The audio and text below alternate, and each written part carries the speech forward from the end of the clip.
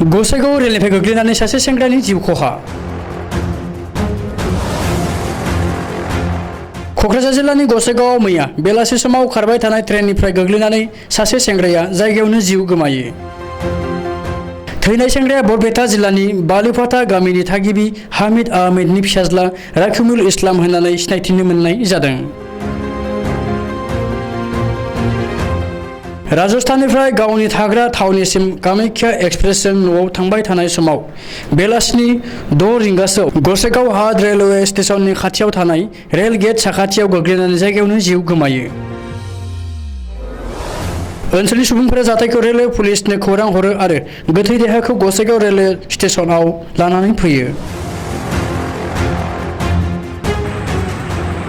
এইখিনিয়ে আমি ৰেলৱে এসএসে আমাক ফোন লগাই জনায় আৰু আমি সংবাদ পাওঁ 6:30 মানত। সংবাদ পোৱাৰ লগে লগে মই আৰু সংগ্ৰহ ষ্টাফ আৰু লগতে চাপাই হ'ব ঘটনাস্থলী যাওঁ। কিলোমিটাৰটো ক'ব লাগিব ন। ঘটনাটো হ'ল 190/2-3 ইন বিটুইন গোসাইগাঁও শ্ৰীৰামপুৰৰ মাজত আৰু তাৰপৰে ঘটনাস্থলীতে উপস্থিত হয়ে আৰু তাতে উপস্থিত ওচৰৰ মানুহ 2-এজনৰ পৰা জানিব পৰা যায় যে মানুহজন চলন্ত চলন্ত ট্ৰেইনৰ পৰা পৰি থিতাতে মৃত্যু হয়। তাৰপৰ মৃত ব্যক্তিজনৰ আমি ছাপাই গভৰ্ণমেণ্ট দ্বাৰা চেক কৰাত তাৰ পকেটৰ পৰা এটা মোবাইল আৰু 620 টকা আমি পাওঁ। তাৰ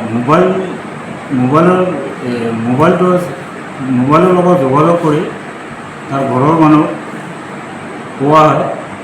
ঘৰৰ মানুহে এই মৃতজনৰ নাম ৰকিবুল ইছলাম, তাৰ দেউতাৰ নাম Hamid Ahmed, village Balabhita, PSN district Barpeta বুলি কয়।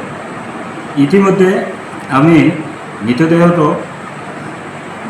সাক্ষীৰ সাক্ষাতত মৃতদেহক আমি চুৰধাল তৈয়াৰ কৰি মৃতদেহটো আমি JAB PP মৰহাজত ৰখা হয় আৰু ইতিমধ্যে ঘৰৰ মানুহক খবৰ দিয়া হয় আৰু খবৰৰ মানুহ ইতিমধ্যে আহি থকা বুলি কৈছে। আজি যিহেতু ৰাতি হ'ল, আজিতো মৃতদেহটো PM সময় উকলি যোৱাৰ কাৰণে নহ'ব।